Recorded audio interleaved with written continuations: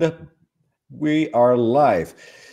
Hello, my audience. It's been a while. I think about 4 weeks. Took a little podcasting break. But I'm going to jump in with a huge guest to me because I'm a big fan of his endeavors in science, quantum physics, quantum computing, uh, quantum technology. Am I missing quantum mechanics? You name it. You got Mr. Deep Prasad is right here. Well, Deep, welcome to the Moszkowicz podcast. First time here. Yeah, thank you so much, Max. It's an honor. I really appreciate your interview style and the caliber of guests that you've had on the past. So truly an honor. Thank you. I'm excited for this. Well, I'm excited you're here because you're in that caliber to me. So, no, I'm very excited and I can't wait to kick this off. But Deep, uh, I hope I pronounce your name right. So, right off the bat, am I doing it okay? Yeah, it's like the word deep, like deep blue sea or whatever. Thank you. So I'm not making an ass out of myself right now. No, no, not whatsoever. It gets harder when you say my full name, Dipdanshu, but that's why I go by deep. Dibdanshu. Yeah. Yeah, that's Okay. actually better than most people. Right on. Yeah, there's a community here, and I know a couple of people. So Okay, yeah. awesome. So how did you? Let me ask you this first. Where were you born? Where did you grow up, and how did you get into whatever you're doing right now as a Yeah, kid? certainly. So yeah, I was born in India, in Ranchi. It's part of a state called Jharkhand, and it's yeah, a really interesting place. A lot of people know Ranchi because it's home to like a really famous cricket player called MS Dhoni. I left India pretty early with my family. I was like 2 years old. On my way to the US, like a fun fact, by the way, I spent my second birthday in France, like in transit. So All right. like there's a connection there, I guess. But yeah, so we moved to the United States pretty early. I watched my dad basically immerse himself in the Silicon Valley entrepreneurship scene. I grew up like partially in San Jose, California, and like different areas in California during basically the boom of like Apple and so on and so forth. And then we moved up north. Silicon Valley. You got it. You got it. Yeah, it was really fun. I was a kid, so obviously, like I couldn't participate, directly. But anyway, so we moved up north to Canada for the rest of my elementary and high school, and there it was really beautiful. I got to experience the true nature of British Columbia. I don't know if you've ever been out there, but it's worth coming. It's Never. valleys everywhere, parks everywhere. It's a really great place. So Sounds yeah, amazing. it truly was. Then I ended up going to the University of Toronto, so heading east to Toronto for about 5 years, and then stayed there for a few more years, and then came back now. So I mostly operate in Vancouver, but my company has a lab in Toronto still, and yeah, we have yeah, we're kind of like decentralized, if you will. Well, that sounds great. Now, Deep, did your interest go out to technology early on in your life as a child, or how did this manifest with you? Yeah, techno. That's a very rare question. It's so funny that you asked that. But yeah, technology and science has always been a part of me. Like since it's been my earliest memories. It's like deep in my DNA, I guess, if you will. So I can always remember thinking and daydreaming of new technologies and new worlds and so on. Like as early, I don't know, as 3, 4, like as young as I can. Cool. So, thinking about new worlds, was it like already thinking like in a functional way, creating worlds or intelligence, or was it more like a fantasy world, or did it go hand in hand? Yeah, I think I've always had a pattern of trying to weave them. So basically, understanding what can we make real, right? Like So it's basically superposition of both answers. It's part fantasy, but also fantasy driven in fact, right? So I'll, an example is like around the age of 12, something that I was really obsessed with was the idea of transparent solar cells. So like invisible solar cells that you could cover entire buildings with and so on. And these things, like while they were a daydream and a fantasy, I knew that it was really a matter of physics and science, no doubt. I just didn't have the skill sets for sure back then to figure it out. So Sure. Now, I have a question you might not see coming, but do you think in images or words? definitely images, 100,000%. I knew it. That's funny. No, there's a reason I'm asking because, a lot of people who are creative, but also in science, they can see whatever they're about to make before they even develop it. So I was wondering, do you, whatever you're doing, do you already have that film running in your head, and then you figure out how you're gonna do whatever it has to do? Or how do you, take? Yeah, Sorry.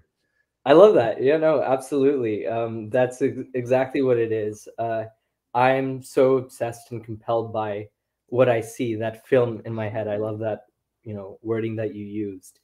And then the really exciting thing is being able to zoom in to different parts of the vision and figure out the actual mechanics and the physics, the computer science, the underlying engineering that has to happen to make it real, and going deeper and deeper, and then figuring out what resources do I need to put here, how much money do I need, what are the constraints, how do you actually make it real? That's like a almost an addiction. It's really a really amazing experience.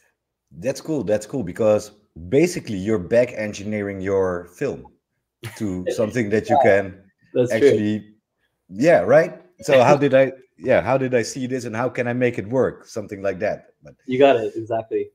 100%. one of the reasons, you're one of those rare people, and of course there's a reason I'm asking you, especially you, is because remember James Cameron made that movie Avatar, right? Yes. Oh, I love Avatar. Yeah.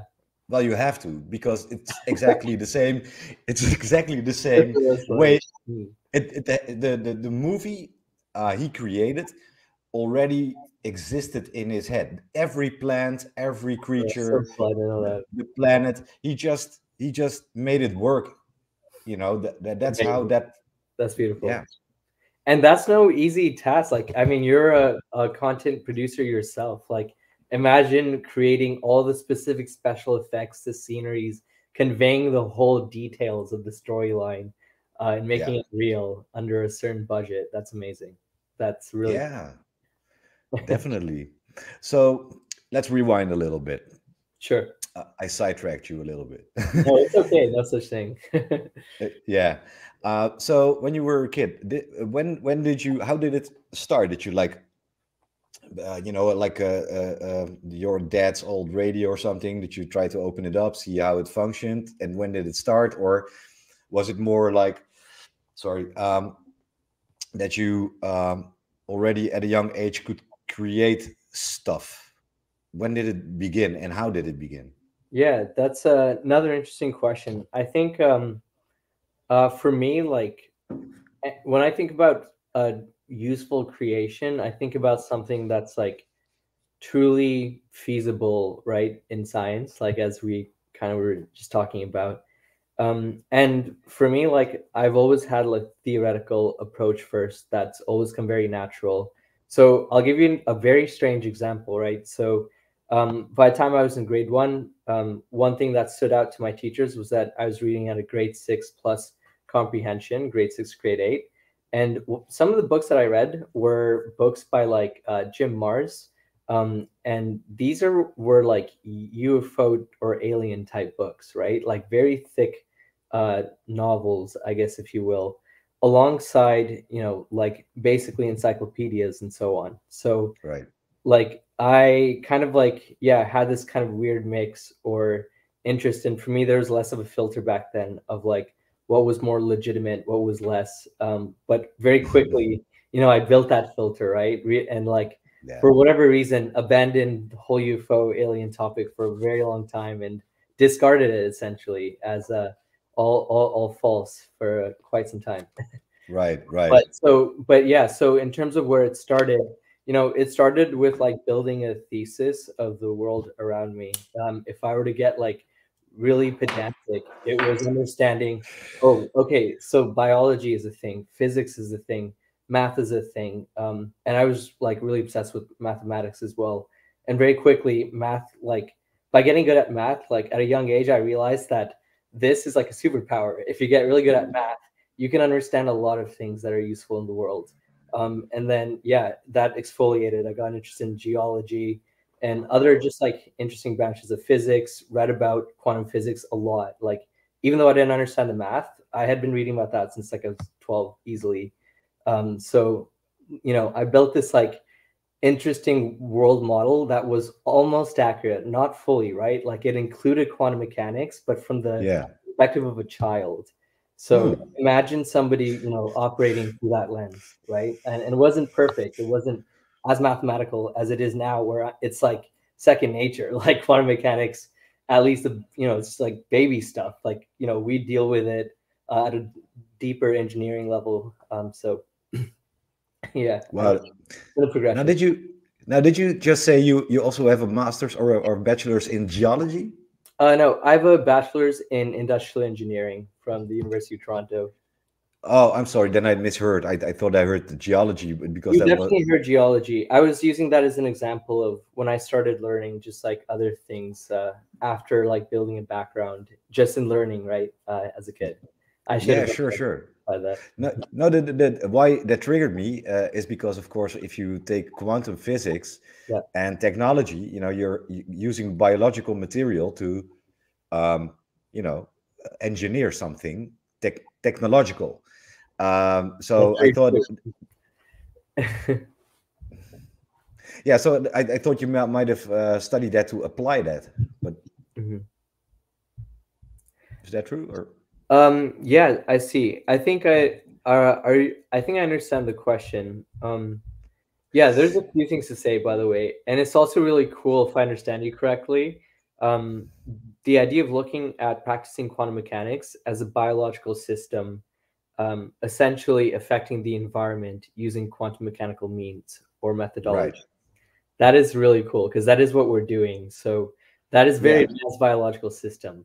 Now, taking a step back though, going back to my background, right? So one Sure. thing that I leveraged a lot was so the University of Toronto, it's the number one university in the country, in Canada. It's and I took easily their hardest program, engineering, but I specialized in industrial engineering specifically because it's all about computational modeling. So it's all about looking at different scenarios, modeling diseases, the spread of diseases, modeling how humans would escape from a stadium if there was a disaster.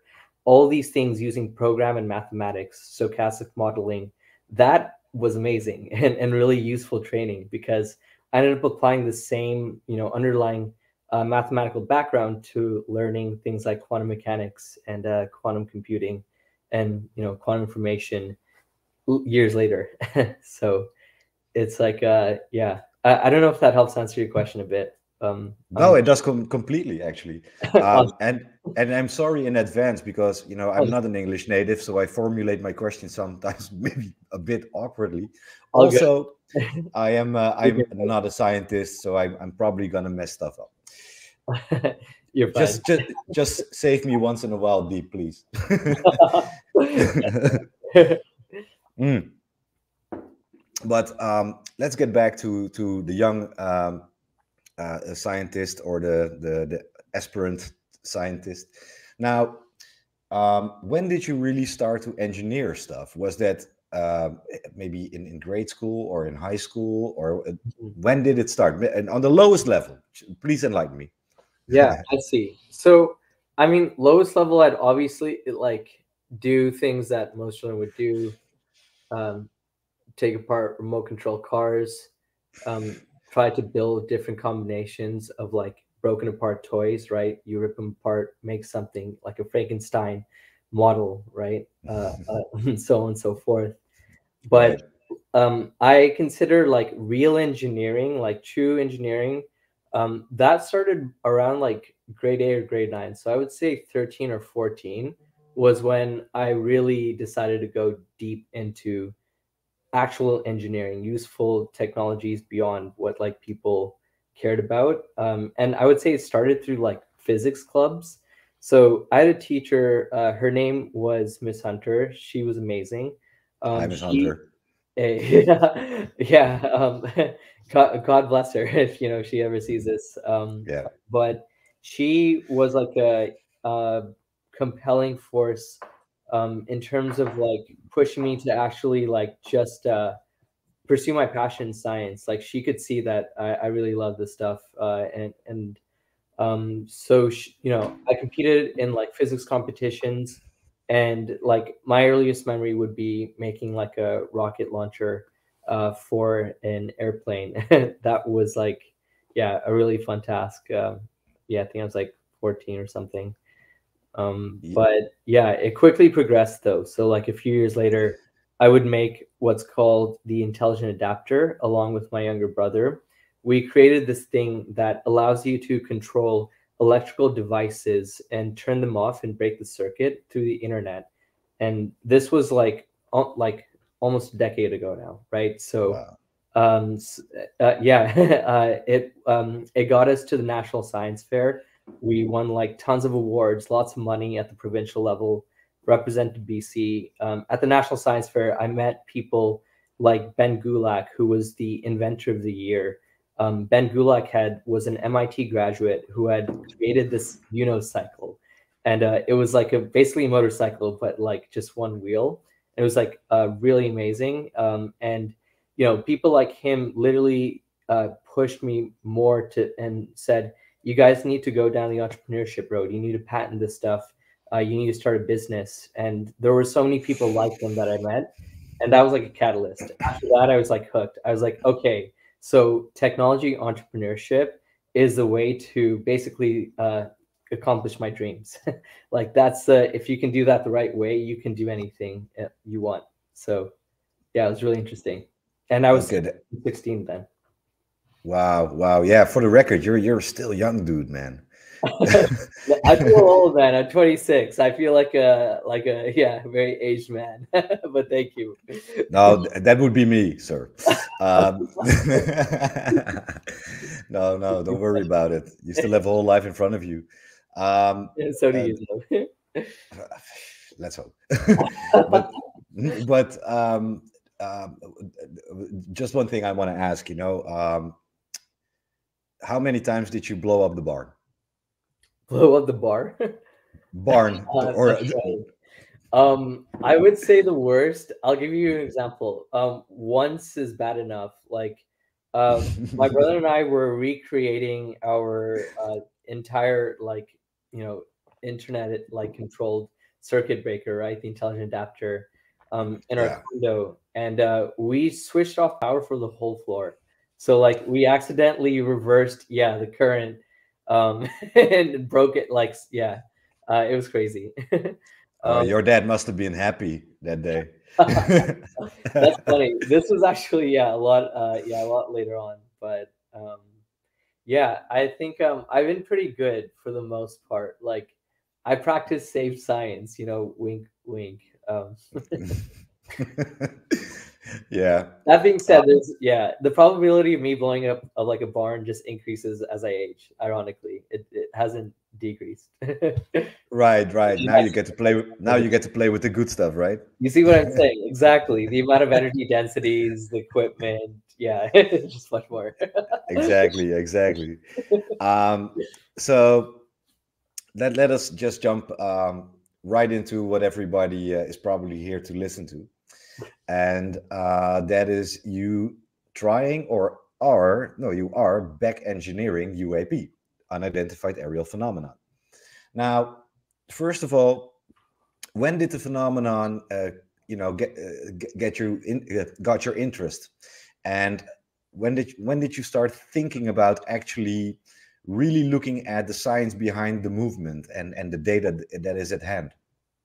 Yeah, absolutely. So first of all, like going back to the initial statement about back engineering, right? So um, we have to be very pedantic, and when we have to define what we mean when we say we are back engineering or we are reverse engineering, right? So Yeah, from like so and so there's like one thing we have to do, which is decouple uh essentially the idea of reverse engineering and successfully doing it, I guess. Like we have to define both things first, right? So when you yeah, talk about reverse engineering in the UAP community, there are people far more, let's say, experienced and older than you and I who would tell you, hey, wait a minute, it's not even been proven that UFOs or UAPs are physical things. How are you going to right. reverse engineer it? And so for them, reverse engineering means something else. So and then succeeding at it is also therefore a different set, yeah, definitions. In my case, what I would like to do is specifically reverse engineer the acclaimed physical characteristics, those five observables that Lou Elizondo talks about, right? Instantaneous acceleration, deacceleration, hypersonic velocity with no signature, essentially an anti-gravitic capability, right? Propulsion with no flight surfaces, and so on and Yeah, so forth. These are the ultimate clean tech transportation vehicles that far outbeat anything we've ever engineered, whether it's SpaceX or Lockheed Martin, as we know it today publicly.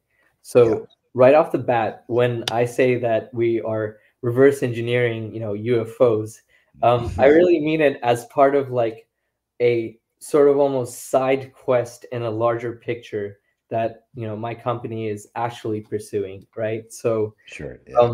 so the big picture, what I would love to do, like if you were asking Max, like, okay, what would you consider as like accomplishing so much in life that you would actually die happy, right? And content, like truly content that you did Right. everything you wanted to, right? For me, that threshold is in unlocking the physics and the engineering of interstellar travel. If we can actually crack that problem, I'll be, happy and satisfied that we got far enough. So, Yeah, because you're one of the few scientists who is willing to question whatever people think scientifically they're knowing about physics right now. You're I do questioning agree. it because UAP is doubting all science actually Exactly. at Smart, hand. smart man. Absolutely. So, right? So that means you are one of the few who's prepared to go back to the drawing table physics wise. You know it. Now, um, I have been talking to Mr. Elizondo. We were just talking about the five observables. I think it's seven at the moment. And But this is the thing, and I think it's mostly about gravity and what we understand about gravity, right? So, how are you approaching this? yeah, that's a beautiful question. So, first of all, I also want to answer your other half of the question before we forget, which Yeah, is how I sorry got about into that. this whole subject. No, it's all good. So, in terms of like, it all kind of ties together, right? So, for me, like the answer of when I got interested in UAPs or UFOs is a complex question, because first of all, my first salient memory, one that I clearly consciously know is like a real memory and so on and so forth. I was around like 11 or so years old, 11, 12. And that was because I was given as part of a project because of this gifted program that I was, whatever, participating in. That my teacher, for whatever reason, gave me a paranormal subject to look into and basically Hmm. validate and build a hypothesis. Like, tell me what you think about this. And she told me to look into UFOs and crop circles. So I did that, and so that's my first conscious memory. I was super enamored, like very interested in all of that stuff, and definitely right off the bat, it seemed that there were things that these objects were doing that nobody that my teachers were talking about could do, right? That being said, um, I have books that have been signed under my name that like my like parents clearly remember me taking out and insisting and fighting with them to take out as early as 6 years old. These are thick, thick books on like alien abduction and UFOs, and I have zero recollection of it. I still have like I have no I remember so many other things, right? But I not that. So I I don't know what to make of it. That being said, 10 to 12 years later, after I stopped looking to the subject, I got interested again, all thanks to Lou and team's work, right? So around the end of 2018, I was participating in the world's first quantum computing incubator. And quantum computers are computers that leverage and exploit quantum mechanics, right? The rules that atoms behave by, which are so different than the ones that we're used to.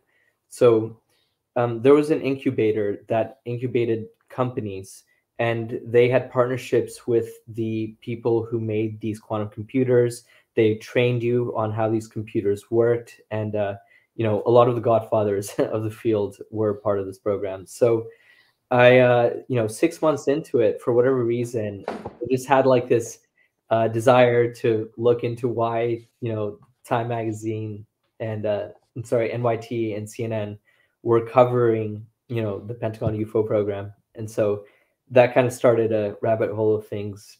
A few months later, I would meet Lou and Hal Puthoff and stuff like that. So that maybe Wow. happens too. And this was in 2017? 2008, end of 2018 is when I got into it. Right. Beginning of 2019 was when I met them. Yeah. Right. Right. Yeah. So, just what did you think when you first saw the footage New York Times and CNN dropped then in 2017? What went through your mind? Because I have a feeling that made an impact on you. Am I right?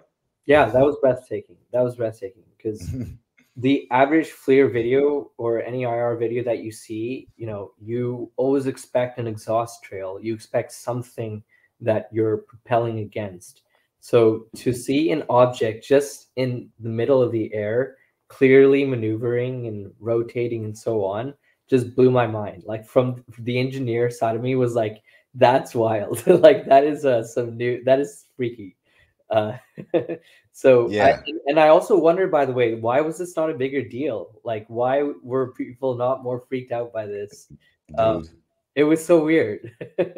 Yeah, that's actually more mind blowing to me than the footage The thing itself. itself. That's funny. Yeah, from a sociological phenomena perspective. Yeah, Sure. yeah. Well, for me as a journalist, I was like, why is nobody writing about this? This might change mankind. What the hell is going on? But anyways, um, so back to that footage, right? Yeah. Because well, you met Lou, and was it was Lou that started to say it might manipulate gravity, or the people he was working with, right? So to get back to the importance of gravity and the science right now, not actually being very in a very early stage of understanding gravity. Now, let me ask you once more: how are you approaching this Yeah. as a Yeah. scientist? Absolutely. Absolutely. So there's a number of ways to look at this problem from an engineering science perspective.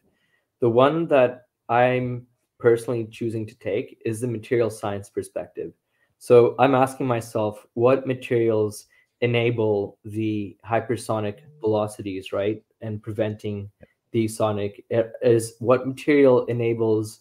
The most important question to me is the one that what enables this anti-gravitic or strange gravitic interaction that we're not able to recreate with existing technologies. So in when you take that perspective and you look at materials themselves and you say, okay, if it's the combination of materials that in the end of the day might be contributing, right, some interesting emergent phenomena, then what is it about the materials themselves that are unique and would lead to such behavior?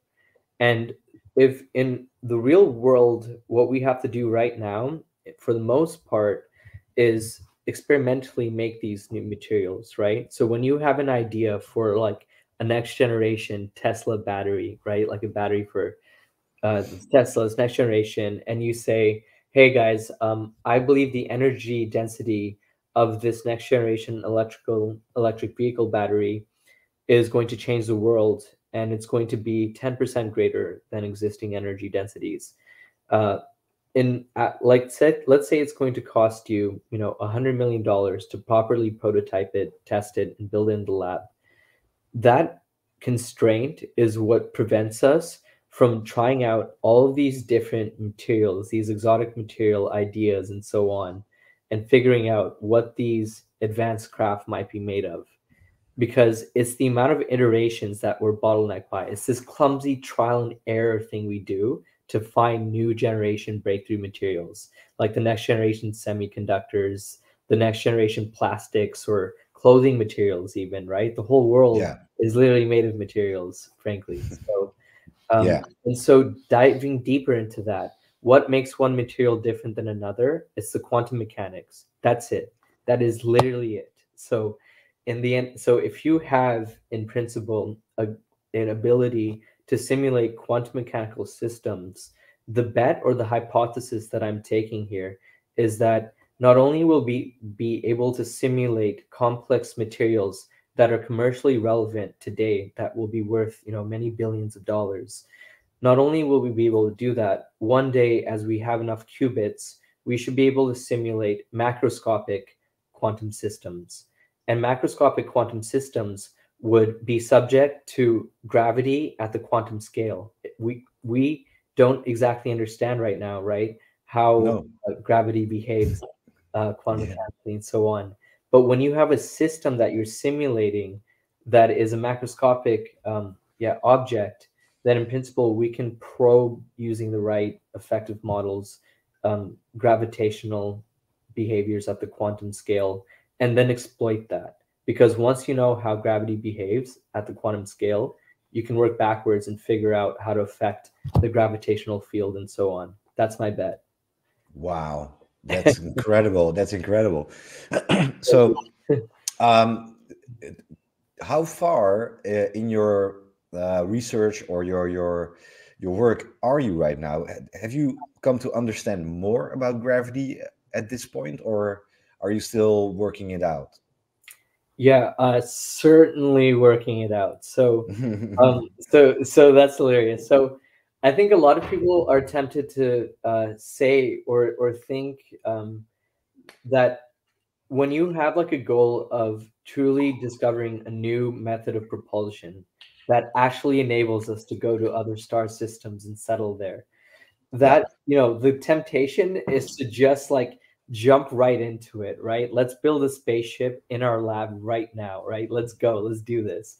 um Yeah. but we're not doing that. So like that is going to be like the final step when we're like $1 trillion company and we have the capital to fund like a true enterprise sort of pursuit like that. um until we get there, though, there are lots of scientific and engineering problems that we can solve that are worth solving in material science that will still be very valuable. So, in Yeah. terms of where we are, we're at the very beginning, I would say, of our quest in understanding gravity at the quantum scale using these quantum simulation systems and methods we're building. That being said, though, we are still very ahead in terms of the industry in material science, right? Oh, So, okay. um, Cool. I certainly can say that we're taking an approach where we're taking the state of the art computational methods, the best algorithms that you can think of today, artificial neural networks, right? Like the things that you would call AI, for example, a lot of people would use and so on. We're using that for materials discovery today, but we also are using and research, well, we're researching and developing algorithms for quantum computers too, so that one day when quantum computers are accurate enough and good enough to beat supercomputers, they're not quite yet, right? They're still nascent, but one day Yeah. they are, we'll be ready for that too. And that will like profoundly change our capability too. We'll become even more powerful. Um, There's the email.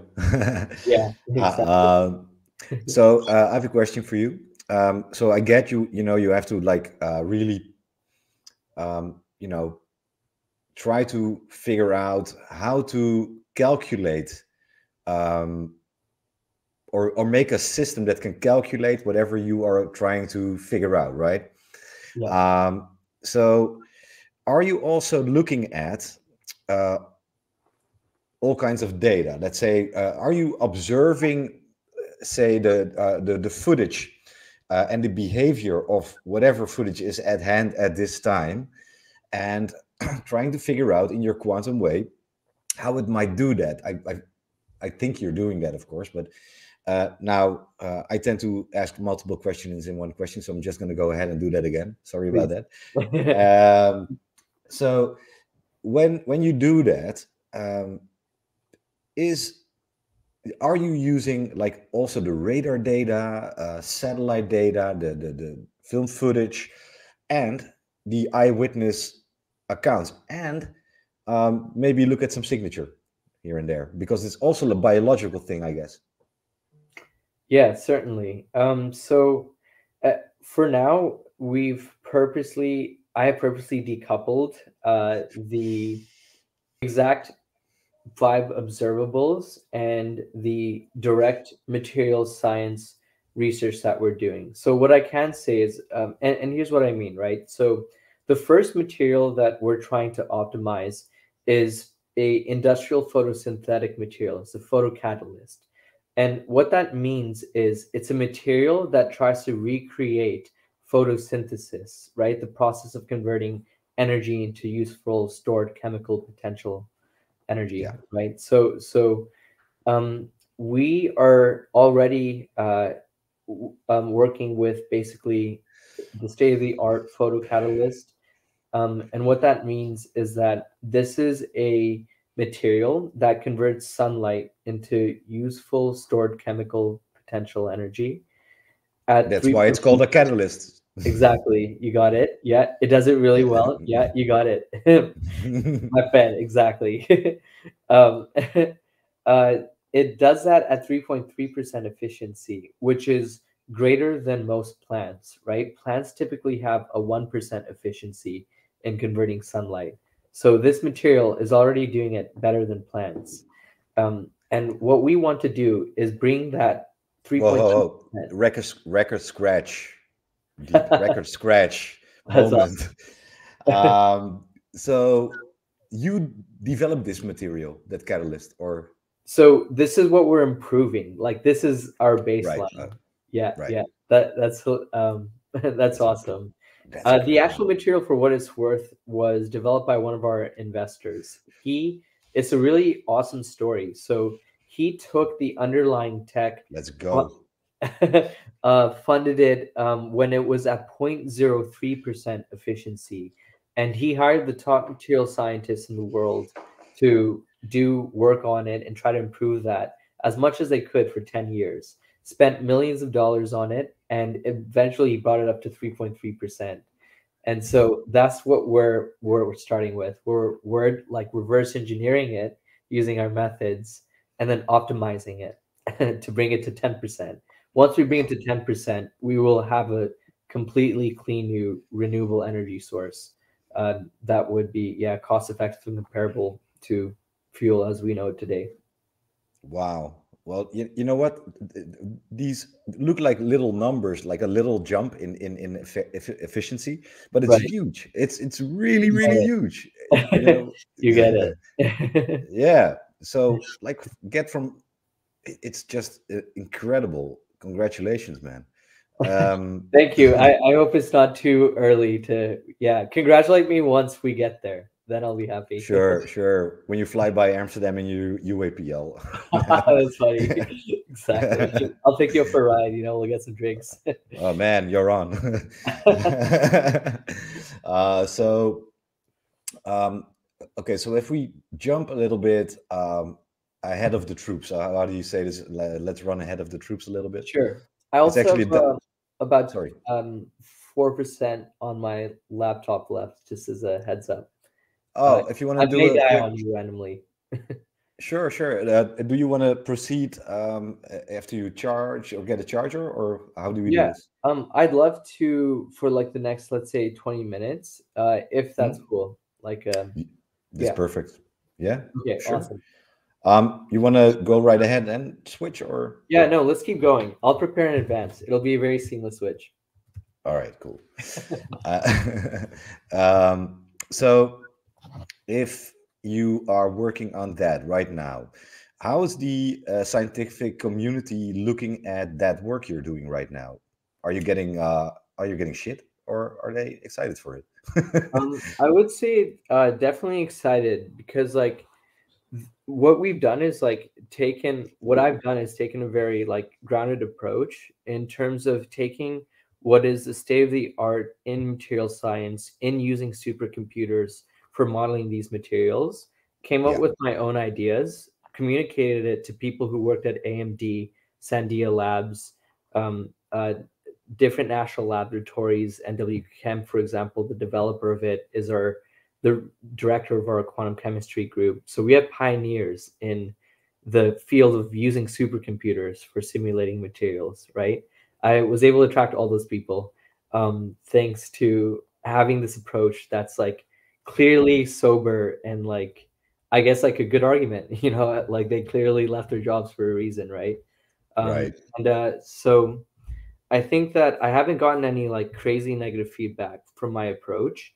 The any like shit though that I do get would probably be related to UAPs, and I get that more from the general public. I actually very Yeah. rarely. Oh, I think his battery actually died, but he should pop up any second. So maybe I should remove this and see if he's going to show up again. Sorry, guys. He gave us a heads up. He was working with a dying battery. So Deep should be in anytime. There he is. There he is. Hello, sir. Hey, sorry about that. No worries. You gave us a heads up. It was So, but you were, just when it was getting good. No, but yeah, yeah, I was just saying I get way more flack, if you will, from like members from the general public, and it's always a noisy minority. It's never a lot of people.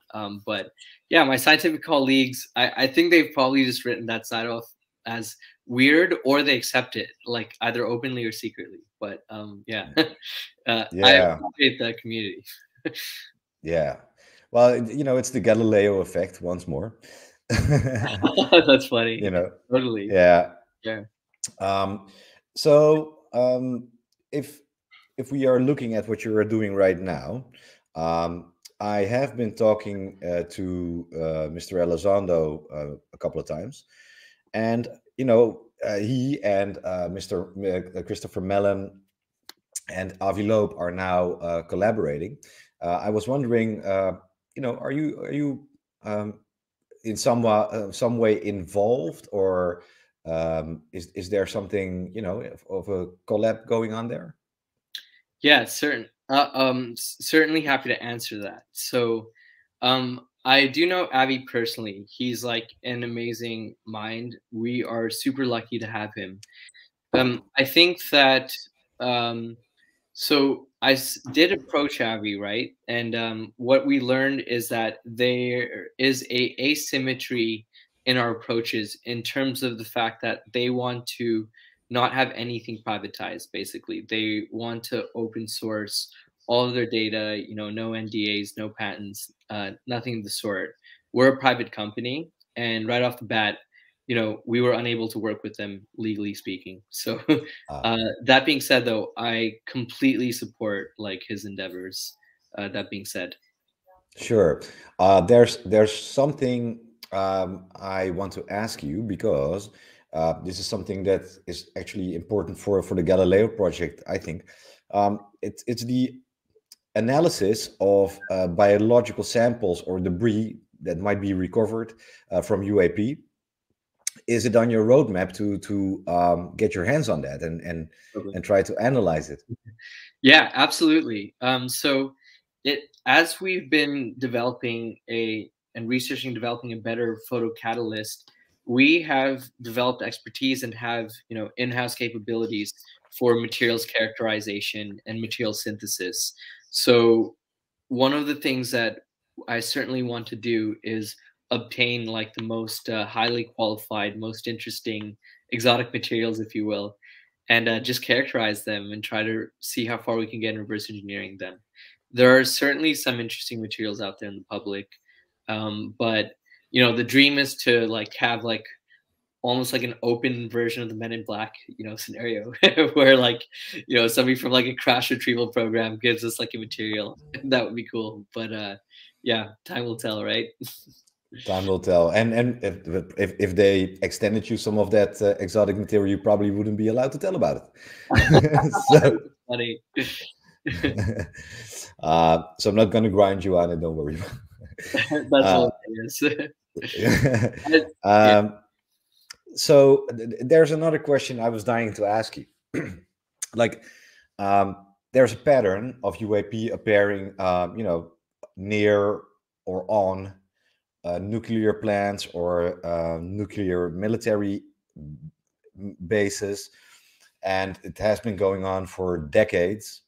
So, let's hypothetically brainstorm on what would be why would they show up there? Would it be because of like nuclear power, or would it be to protect the talking monkeys against themselves, or what's going on? Yeah, that's an awesome question. That's because it's so relevant to what's going on right now, right? With the political climate. So I'll give you. Here's something disturbing to consider. So, I believe it was Chris Bledsoe. I don't want to misquote him. Who, one of the things that he said, that he was predicting was a conflict in where Russia and China and Iran are it's them versus the whole world and so on. And I was thinking like, nah, that's probably not going to happen. Like very low probability.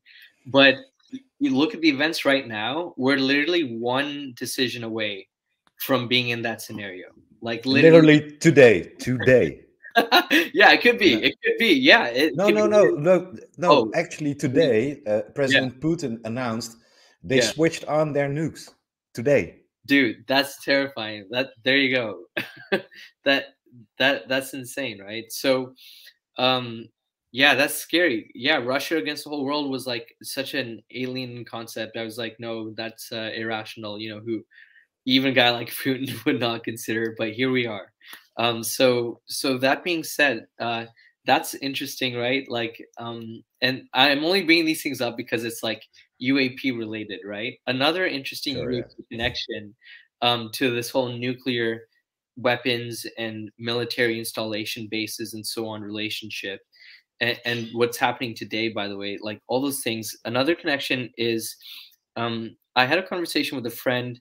I unfortunately cannot name them, but they have a lot of experience in the IC, and they're also polymath. Like I consider them very smart person, and he had brought up this interesting notion that he claimed that there was an increase in UAP sightings right before both the world wars. And so what he was predicting was that because there has been an increase again in UAP sightings in the last decade or so, they predict that there's going to be another world war. And again, this was years ago. I had this conversation with him many years ago. That would be now. That's right? It's crazy. So like those things start clicking, coming back, and it's like, how crazy was that actually, I guess. But so yeah, so when I think about like this military installation of this ICBM scenario that we're seeing here, like one thing is for sure, it's very, very targeted.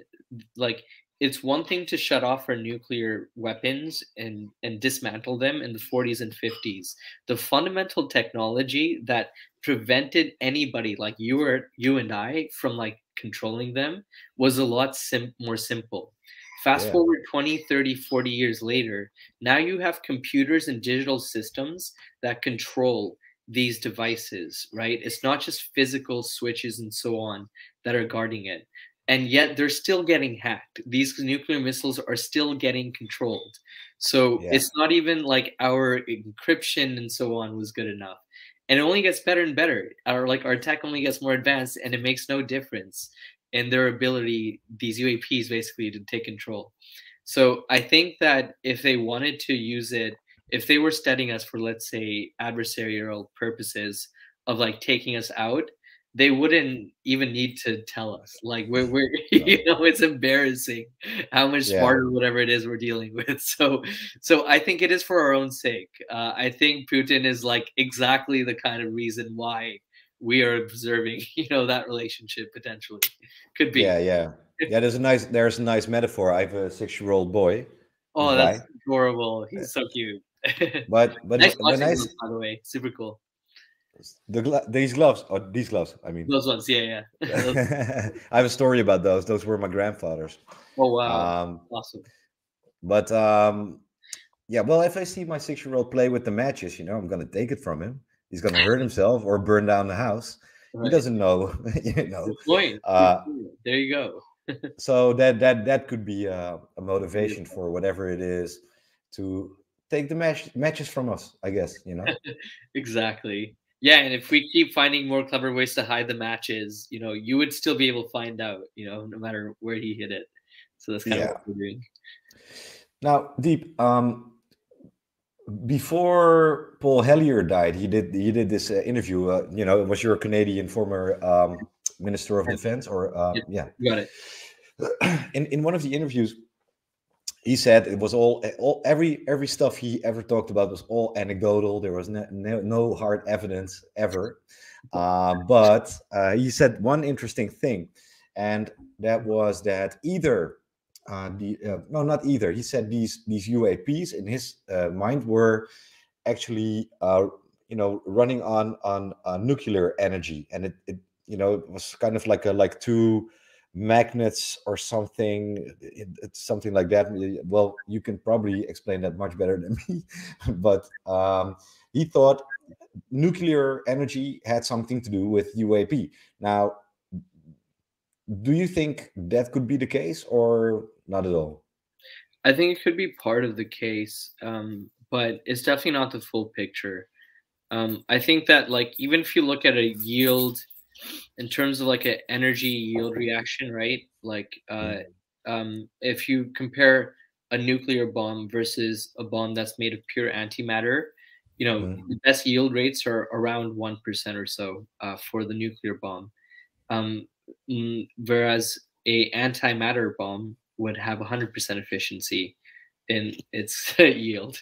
So right off the bat, we know that there are more powerful fuel sources. I think that a truly alien technology would have mastery over antimatter. And a lot of the tech that is required to master antimatter applies to fusion too, right? So all nuclear reactors require really, really powerful magnets, as you said, to control the flow of the plasma and so on. So that those magnets are usually made of superconductors because those are the most powerful. They create the most powerful magnetic fields we can think of. So I would say nuclear fusion is part of. I'm sure it's like some sort of subset of the technologies that may be used, but not the full picture. Yeah, definitely. Now, for the audience, they probably know you already. You have had an experience, but you're not able to talk about that on this podcast right now because of legal reasons. It's more like a communication, PR type thing for now.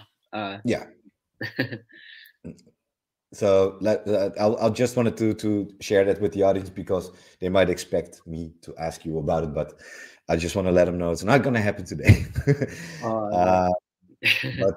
But you know, for your work, the coming, um, let's say, 5 years? What can we expect is going to be developed regarding, the UAP research, or trying to figure out how it ticks?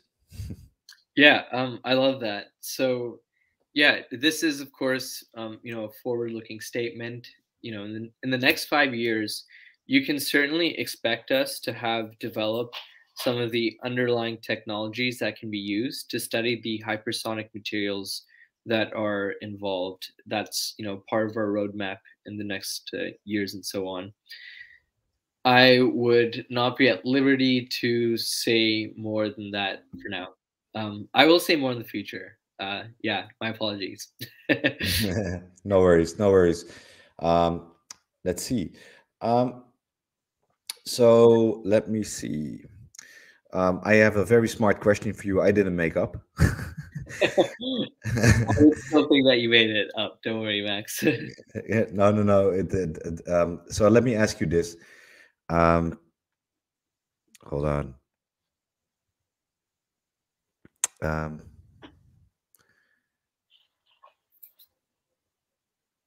um, okay, so let me ask this. Some very renowned scientists like Einstein have belief systems that sometimes contradict their discoveries. In the early days of the discovery of the laws that govern the world of the smallest particles, quantum mechanics, he stated, God doesn't roll the dice. If you listen to your, let's say, if you say, look at Oumuamua, it seems, like, for example, Avi is a believer in extraterrestrial expeditions in our solar system. But just as Lou and other smart people, like people in science have to be careful.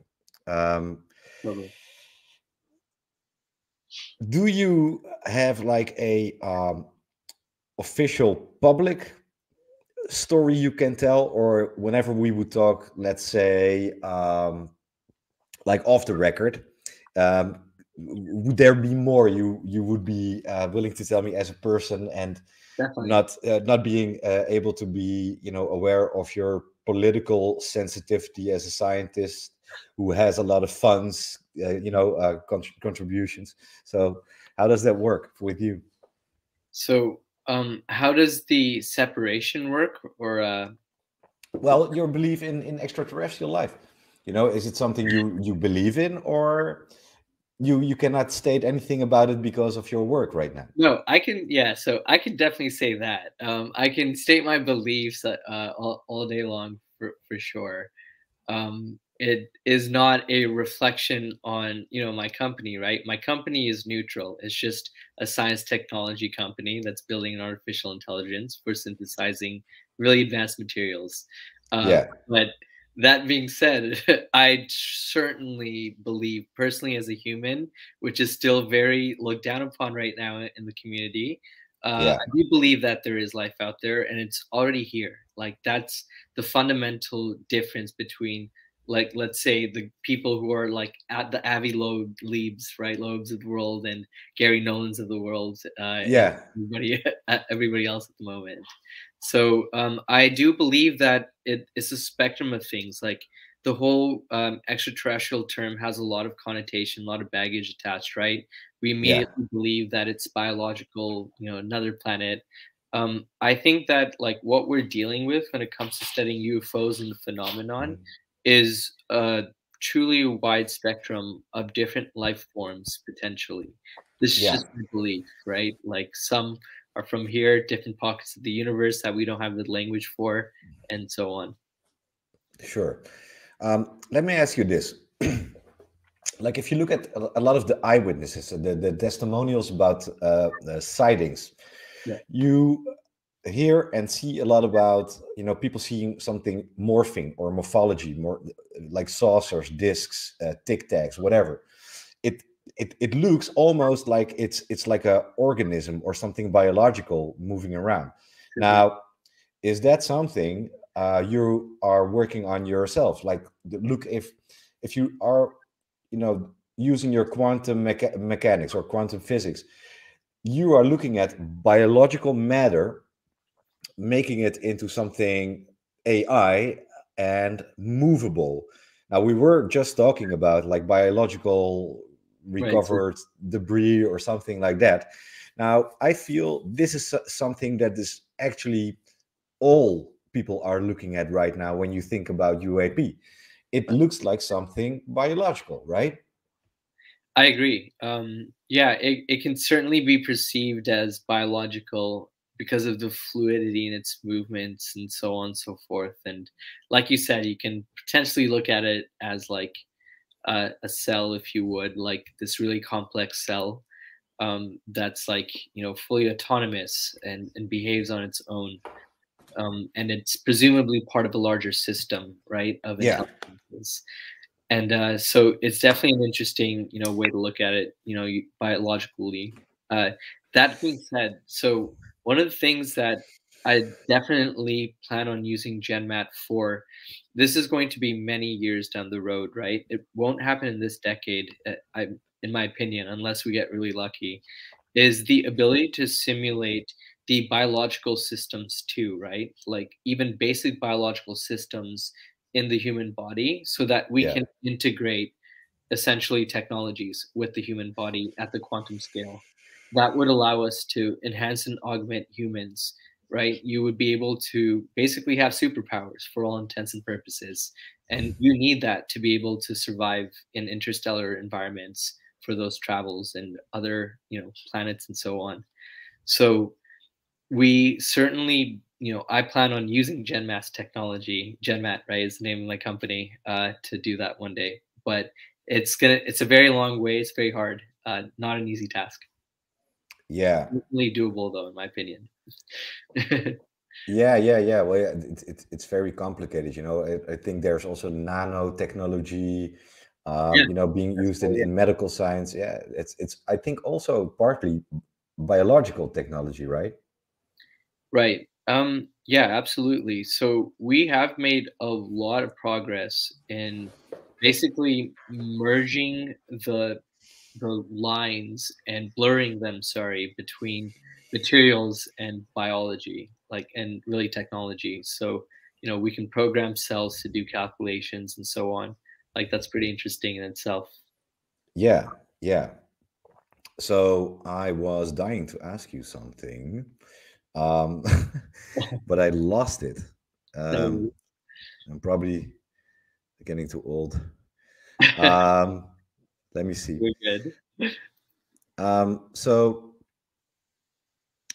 yeah, okay. So I was gonna ask you this, and it's kind of a way out there question. So I love this. uh, Nice. yeah. So when I look at you, I can't help myself thinking about the Terminator. That's so funny. That's really funny. Do you know what I mean, right? So I mean, maybe, I'm not sure. so if you think about this, right, you might be back engineering technology that actually was made up by you and is coming back from the future to bite us in the butt. Was like a Tenet type plot. I don't know if you've seen Tenet. It's a movie about like time travel. Yeah, I haven't seen it, by the way. Sorry. Okay, no worries. Yeah. Okay. Yeah. So, but you know, there are voices, you know, saying that this UAP thing might be actually future human. What do you think about that?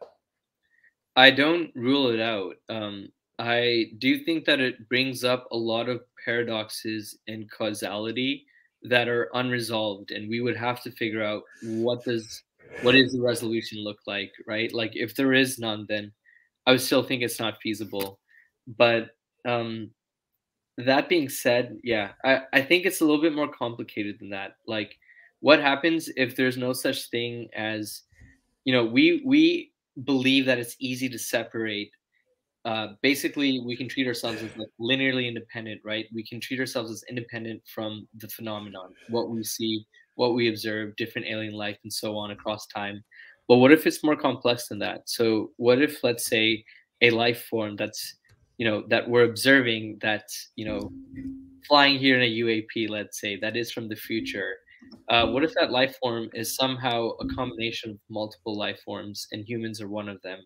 Would you consider that time traveling? Would you consider that an alien? Would you consider that all of the above?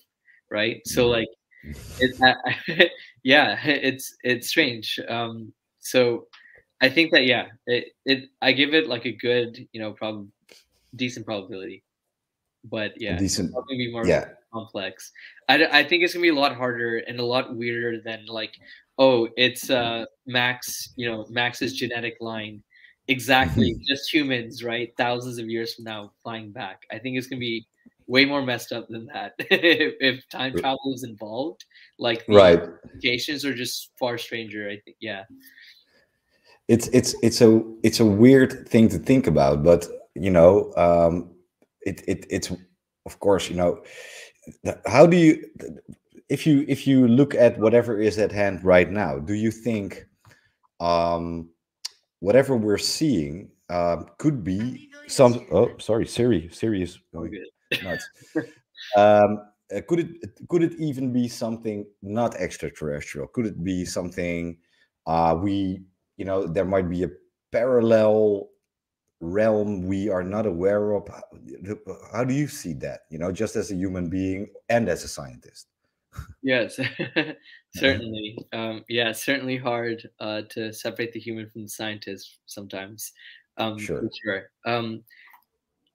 That being said, I think that it is probably not just possible, but inevitable that there are going to be essentially life forms coming from multiverses, for other parts of the multiverse, if you will. And I Yeah. only use that word because it's the best word that exists right now. Like for now, I'm sure we'll come up with better words as we update our physics and so on. But if you look at like, I'll just give you this one last kind of like thought experiment, and then I have to go here. But a lot of people think about the multiverse from the interpretation, from the wave function interpretation, right? Like people will say, oh, this is one sensible way of interpreting this mathematical quantity that quantifies all the probability amplitudes of your experiment, right? So, so like when you visualize the multiverse, most people think about it as like, oh, like in this multiverse, Max decided to wear a red shirt, and this multiverse, Max wore like, a pink shirt, right? Or like didn't have coffee. But if you look at like, if you were to have like imagine you built a GPS and you wanted to traverse multiverses and go to different universes, you wouldn't actually have this linear like travel between one world to another where Max wore one shirt and versus the other. The difference in your GPS, the distance would be massive from a quantum mechanical scale. The different like things that would have had to happen at the molecular level when the universe began for you to be just slightly similar enough, right, would still be vastly different. So what would be closer to you in the multiverse would be universes where like, one atom, like the spin of one electron was up instead of down, and that changed the entire like realm. And like, let's say the dominating color of humans is now pink. Like that's more likely to be closer to us in the multiverse than another human that looks like you. So when you look at like the phenomenon and you look at all the different shapes of humanoids and so on, I ask myself, like, is that just because they're our closest neighbors in the multiverse? Like, yeah, just a closing thought for you. Thank you.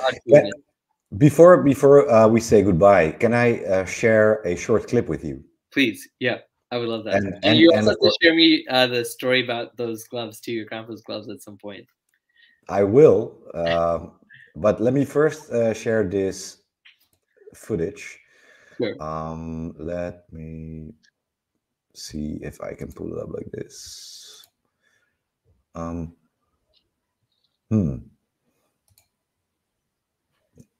hope it's a good one. We can imagine it, worst case. Hold on, I'm gonna try once more. I'm horrible at this stuff. No worries. It'll get better. So let me see if I can. I think I found it. Hold on, please. Yeah, please. Differences in behavior. Awesome. All right. So skill sets depending on the shape of the UAP. For example, is a tic tac different from a disc, or an orb different from a triangle? Are there, or are they maybe all from the same source, or do they seem completely different? Are there differences?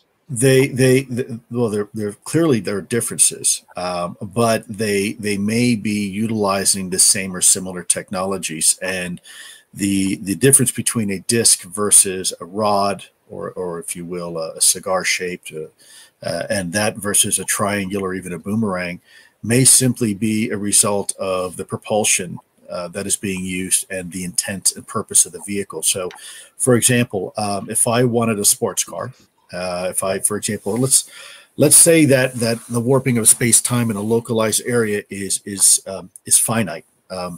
Let's say you have this bubble that can only be so big. Let's just for argument's sake, let's say 43 feet. You can only fit a certain size automobile inside that bubble, a vehicle, right? And so a disc, if you were to have this bubble, right, and you were to take create a car that this bubble is surrounding you on all equal sides, the shape of the car you would want to make sure that you are uniformly fitting inside this bubble is a sphere, because the bubble is a sphere. But a two-dimensional representation is a disc. And if you're driving in a car that's shaped like a disc, and this bubble you want to protect you on all sides equally, a disc would be a perfect way to do that. So think about, let's say, a Corvette. You can fit two people in a Corvette, and you can, go really fast. But let's say a Corvette isn't big enough. Let's say you need a school bus. You need a lot of people to fit in and a lot of equipment. Well, you could put two of these discs together and have these, if you will, overlapping bubbles. But two discs together is really, you could just draw the line complete. You have now a cigar. That those two discs, you could have a propulsion unit here and a propulsion unit here, and now all of a sudden you've got these two bubbles that are still protecting you equally. Right. And then, of course, there's another shape and geometry that if you needed something really big, really big, like an aircraft carrier, let's say a triangle, right? So you know what? I'll let me show you something real quick. So, yeah. Let's say this little, I don't know if you can see that here. That is your disc, and you've got this bubble surrounding your disc. Okay. Now, let's say. Yeah. You put another UAP here, okay, and so now you have these interlocking bubbles. So here is the two, but really those two, what you can do is draw a line between them, and now you have that, right? So now you have this cigar-looking vehicle where you have a propulsion unit here on this side and a propulsion unit over here. There's another shape and geometry. Think of a three-legged stool that if I go out 90 degrees from the middle here, and I put another propulsion unit here, like that, okay, what that is in essence is nothing more than a triangle, right? And so now you have a propulsion unit here, you have one here, you have one up here. Guys, do you see that? And now what you have are, think of a three-legged stool. You have propulsion units providing you equally all over the ship, and that's maybe why these triangles are so big. And that's one of the hypotheses. So this is by far the coolest thing I've heard in weeks. Well, it's speculation right now, but it seems to be if you look at the principles of the type of energy needed to create these bubbles, you want to, there's an old saying in the Navy, how many nuclear reactors do you put on a ship? Well, the answer is as few as possible, because if something goes wrong with it, the whole thing, your bubble pops. Yeah, but this makes so much sense. It's like they are able to merge, but also, move separately for certain jobs or something. Well, but, some of the lights that people see, the flashing lights, actually may be a Doppler shift. So if you take this again and you look at that, depending how much, if you will, juice, how strong that bubble is, potentially that will redshift, blue shift light and energy. So what you perceive as a green light or a red light or a yellow light may in fact be a result of those propulsion. If this is the case, if these are propulsion units, what you're seeing is a distortion in that energy, and you're getting these interesting colors going back and forth. And so that may be, one of the explanations. That was awesome. What do you I think? also love your reaction, by the way. That was so great. I was mind blown. Yeah, no, I think it's awesome. It is definitely a very interesting hypothesis that Lou presented there, right? Like, I would not rule it out. Personally, I think it's a great visualization too, right? Like, just makes so much sense. That being said, when you look at the analogy and dive a bit deeper, it's interesting. Like, an object that is capable of warping space-time right off the bat does not have to be rearranged in the same spatial, axioms that we follow. So the way that Lou described the triangle, the need for the cigar, those are still arbitrary decisions that would not actually affect the physics of those machines. Like it, so it, I think, like, yeah, I just have another hypothesis, and maybe it's it's not necessarily mutually exclusive, right? It's definitely a lot dumber than Lou's, though. Lou's is very rational and logical. Mine is like way more, human based. So here's my guess, right? So look at our progression from going from the, let's say, discovering radio waves, right, and being able to use them and manipulate them, to being able to make entire computers and supercomputers that manipulate the electromagnetic spectrum. And now we're manipulating the quantum mechanical world, right, with quantum computers and quantum sensors. So if you look at that perspective, then in principle, other civilizations of comparable intelligence, and let's say in different or similar types of environments, it doesn't have to be the same. As long as they're in the same universe, they should be following the same laws of physics. So therefore, the best technologies available to them should be comparable to ours. Just because of physics always forces you to pick a number of technologies that are the best at that time, right? Whether it's a computer made of electromagnetism instead of a quantum computer, and so on and so forth. So I wonder if, when civilizations invent anti-gravity or these faster than light drives, I love how Lou talked about redshift and blue shift as being a possible side effect, right?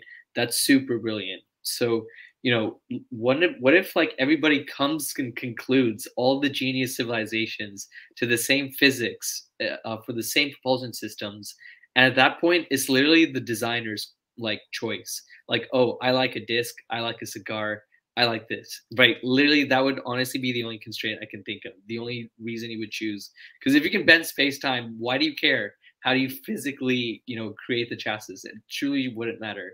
That's my guess, though. I don't know. Well, it was one, like, I have a couple of Lou moments in my podcast. I've had him on I love maybe that. 3 or 4 times. But Lou moments are always awesome. yeah, but that really blew my mind, because it is cool. It's simple. It's an elegant solution. I completely agree. But you were saying, yeah, but it very well thought of, because it makes sense in some weird reason. But yeah, I agree completely. Yeah, well, maybe I just handed you something. Totally. We should be able to answer this in our lifetime. Like, given the fact that there is, UAPs at all, why are we not building multi-billion-dollar public programs or privately funded to recover these things or catch them? Eventually, someone's going to do it for sure. Sure. On that note, Mr. Prasad, deep. Thank you so much for Thank you, Max. Super fun being on my humble little podcast, and I hope to have you back. I had a lot of fun, and I can't wait for whatever is coming out of your company. And maybe fly by one of these days in your UAP. Will do. That's hilarious. But yeah, it was truly an honor and pleasure. It was really a great way to start the morning. Very relaxing. And Right. yeah, I think it's always so fun to talk about this subject. So always, especially with somebody like yourself. Thank you, thank you. And would you like to extend the audience your maybe social media handles, or would you like them to visit your website? Just go ahead, plug yourself. Sure. Yeah. I mean, best place to follow me is probably on Twitter. It's where I'm like most active. And that's at Deep Neuron. So neuron, like Neuron. I'll share it in the bio. Thank you. All right. So Deep, you have a great day, and I hope to talk to you very soon. Absolutely. Likewise, Max. Have a great day. Thank you so much. Thank you, my dear audience. Thank you for joining us. And well, I won't take as long anymore to do another podcast. So expect me to do something within a week. And well, I hope to see you guys again. Bye. Have a great day. Cheers. Thank you, Deep.